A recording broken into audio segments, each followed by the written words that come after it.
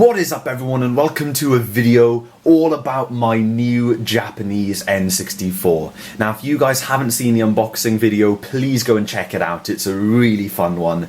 It was the first thing I have ever unboxed or imported from Japan. It came in 2 parcels because of the whole weight restriction thing. It was just a really fun video and I was so excited digging into this because it's a treat that I bought myself with my Christmas money. And even though I haven't played it yet, even just looking at it for the past couple of days has been absolutely wonderful, and I'm so excited by the system.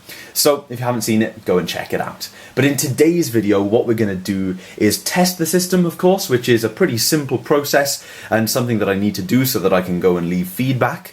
And the other thing we're going to do is basically talk about using Japanese N64s in the UK. Now I know a lot of people get put off because they think, oh no, our crazy 240 volt electric is going to blow up our Japanese console and our weird PAL TVs aren't going to work with the NTSC-J signal.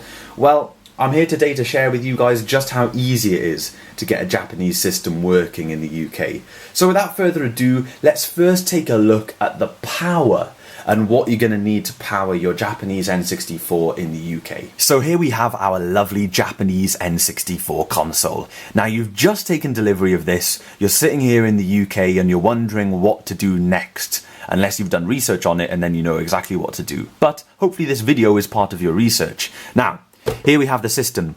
Now this is a special orange Pikachu one, as you can see, but what I'm going to say in this video goes for any type of Japanese console, even the boring charcoal grey ones. If you want the system to play Japanese games in the UK, or maybe NTSC American games, we'll get onto that a bit later though, this video will definitely be relevant to you. So the first thing we're going to do is look at the back of the system. And the first thing you'll notice is 2 things. Thing number 1 is you have an identical power brick slot. This is where the transformer goes. Quite a unique design for the N64, but this is the same across the board for all N64s everywhere in the world. And the second thing you're going to notice is the same for the AV multi-output. This is the same AV multi-out as you get for the SNES, the N64 and the GameCube all over the world. Maybe some differences internally with wiring, and we'll speak about that later on in the video when we discuss the video side of things, but at the moment we're going to take a look at power. So that is what we've learned from looking at the console. The power connection itself is exactly the same, okay? But just because it looks the same and just because it fits, that doesn't mean that it's necessarily going to work. Or is it? That is the question. So that's it. That's all we need to look at with the console. It uses an external power supply, an external transformer. So that is that. The console can sit there while we take a little look at a few more things in our research here. So this is the power brick that I got given with my Japanese N64. This is a standard, as you can see, slots in the back, proper Nintendo power brick. And if I was in Japan right now, I would take my plug here and I would plug it into an outlet on the wall, plug it into a socket, and I'd be powering my N64, no problems at all. Now of course this is not going to work in the UK by a long shot, by a massive stretch of the imagination. It's not, because let me show you a UK plug. Of course everyone knows what a UK plug looks like. This is a UK plug, this is a Japanese plug. It's not exactly going to plug into our sockets, is it? Now this is definitely a good thing, because there is a crucial difference between our electric and Japanese electric. Now this, you may notice, is a much smaller plug, and we'll take a look at the writing on the transformer in a minute, which will confirm all of this. But this is for a 100 volt output. Japanese electricity flows out of the wall at 100 volts. Our electric flows out of the wall at 230 volts. Or anywhere between 220 to 240, but most appliances are rated for 230. So 230 flows out of the wall. 100 volts, 230 volts. So even if you could plug this in to our outlets, you wouldn't want to do it because you would most certainly fry this guy. But you may say, hang on a second Tom, this looks identical to our power supplies. Indeed. Now what's on the other end of this UK plug? Let me drag it up here into the frame and show you guys.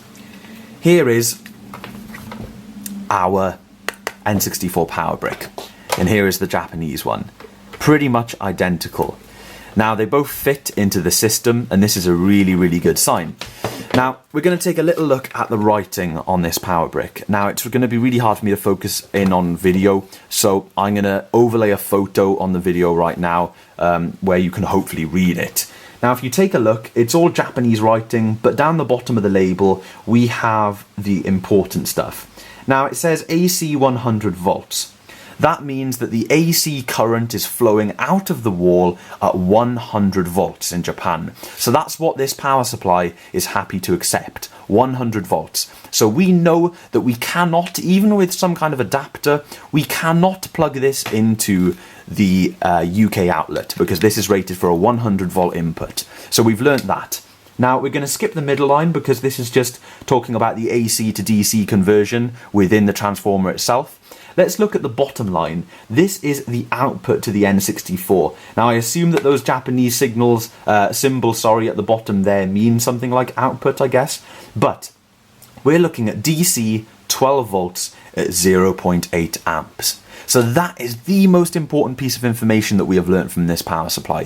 DC 12 volts, 0.8 amps. That is what this Nintendo 64 needs to get up and running. Now, what you could do, and this is fully a legit thing that you could do, you could spend 20 quid or whatever they are and you could get a transformer, a step-down converter, you could plug it into the UK outlet and it would drop the 230 to 100 volts. You normally find ones for 120, but you can get ones for 100 volt as well, so you'd be fully in line with the specifications of this PSU from Japan.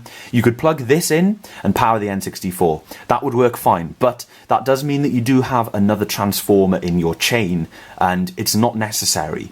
Why is it not necessary? Well, I'll answer that question right now. Let's take a little look at our UK PAL N64 power brick. Now again, I'll overlay an image. Now, what do we learn from this one? Well, if we look at the input, we have 230 volts. There is the main difference. 230 volt input. Now the same, next thing, we skip over the conversion, we don't care about that, but let's take a look at the end. What does it say right at the end? 12 volts at 0.8 amps. 12 volts at 0.8 amps for this one, 12 volts at 0.8 amps for this one. So if you guys don't know what I mean, I basically mean that the Japanese N64 has the exact same power requirements as a PAL N64. They both need to run on DC 12 volts, 0.8 amps. So that means, because this is the power supply, no power conversion is happening inside the system itself, only routing from the connector. That means that no matter what the PSU is doing, this guy is stepping down from 230, this guy is stepping down from 100, they're both converting AC to DC, that's okay. So that means that you can get this is your UK power supply, and after that massively long explanation, you can plug it into the back, and guaranteed, I can promise you right here, right now, that this will safely power your N64. Why? Because this handles every single drop of power conversion, and this console has the exact same power requirements as a UK PAL console. So you do not need to use this power supply that comes with your Japanese N64. All you need to do is use your existing PAL N64 PSU or buy another one, and you can use the standard UK 13 amp 3-prong plug with a 3 amp fuse in it, and it will be all 100% safe. And that is a promise. I can promise that to you right now. I don't know absolutely loads about electrics and electricity, but they both have the exact same power output requirements. So that is power over and done with. We have now powered up our N64 system. Job done. Let's move this out of the frame. We are not going to use it for the rest of the video. So let's plop down the Nintendo 64 in the prime test position, and you guys may be able to notice that I already have a little something waiting for this system here, and that is an AV multi connector. Now it's really important, if you guys haven't seen my S-Video N64 video, the video where I discussed using S-Video with a PAL N64, it's really important that you go and watch that. But if you can't be bothered, basically what I discuss in that video is for a PAL N64, you need a special S-Video cable that works, that is wired correctly for the different resistance of output on a PAL N64 console so that it doesn't give you an over bright or overexposed picture on your TV. The Japanese N64 will work with any off-the-shelf normal S-video cable that you can get from eBay. So this cable here is not the special one that I got from Console Mods. This cable is the standard £3 one off eBay.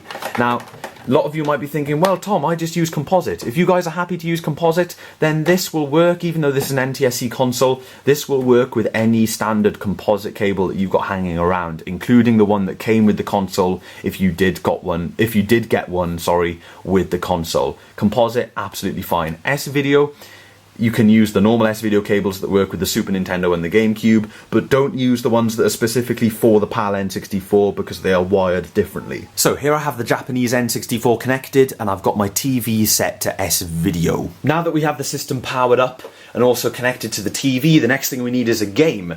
Now, out of the box, or if it hasn't been modified, the only game cartridges that the Japanese N64 will play is Japanese N64 games. Right out of the box with no modifications, you need Japanese games to play. But that is probably 90% of the reason why you have a Japanese N64. So I only have one Japanese game at the moment. This is Bomberman 64. I'm going to put it in. Like so, goes straight in. That is the Japanese game in the Japanese console.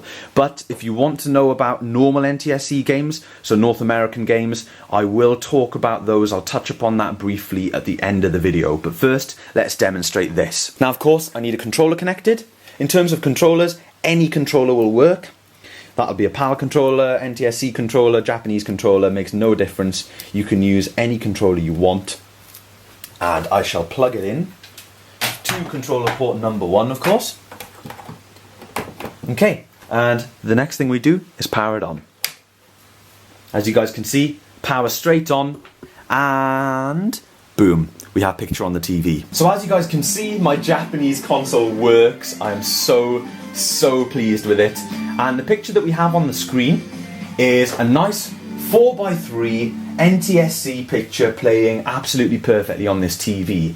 Now this is what I'm going to touch on in this particular part of the video, and that is, you guys may have noticed I've done no sort of NTSC to PAL conversion. That is because most modern flat screens, and even by now this is not really a modern TV, this TV was released in 2007, but pretty much any modern flat screen TV is going to understand an NTSC input signal.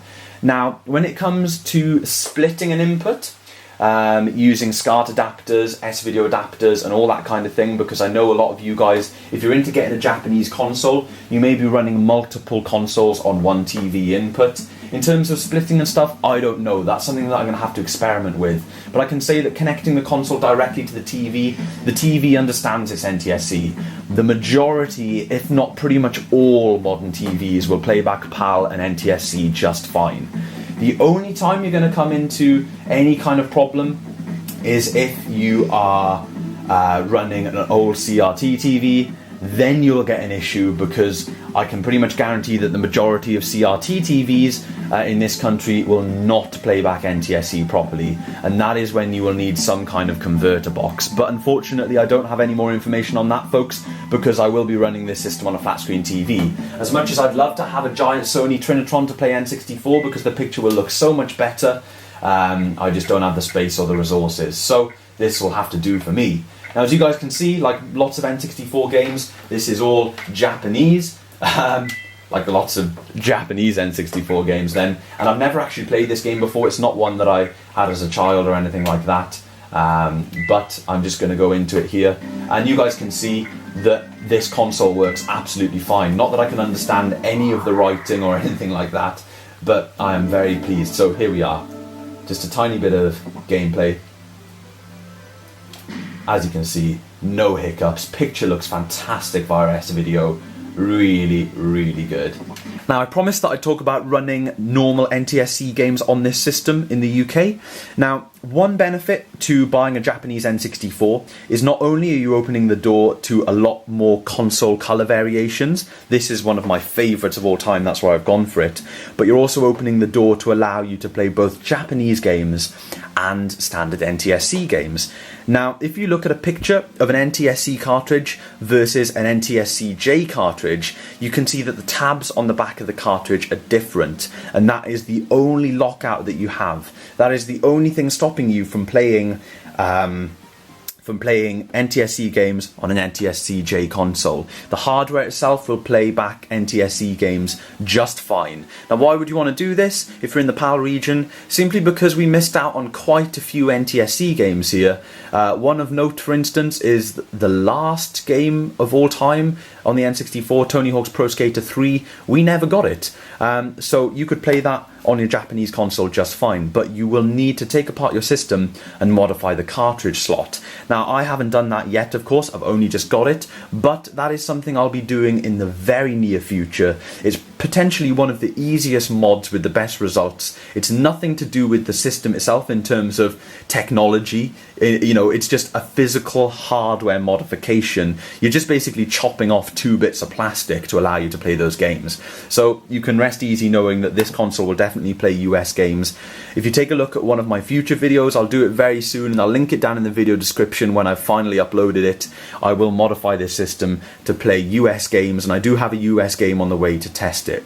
If anyone's interested, I have Hey You Pikachu on the way, and I didn't get the Japanese version because I want to be able to understand the game. So that is that. A good example of another game that we didn't get over here in the PAL region. So I hope you guys have found this video somewhat informative. It's been a little bit long-winded, but I wanted to be nice and clear and explain everything, because I know a lot of people miss things in YouTube videos. If you're browsing the internet at the same time as watching this video, I know you guys may not be fully paying attention. But yeah, that is it for the power input, the AV output, and running the system. As you guys can tell, super easy. You do not need to buy any additional accessories, and the results are fantastic. So stay tuned for the future modification. I hope you guys have enjoyed this video, and of course, as always, I will see you in the next one.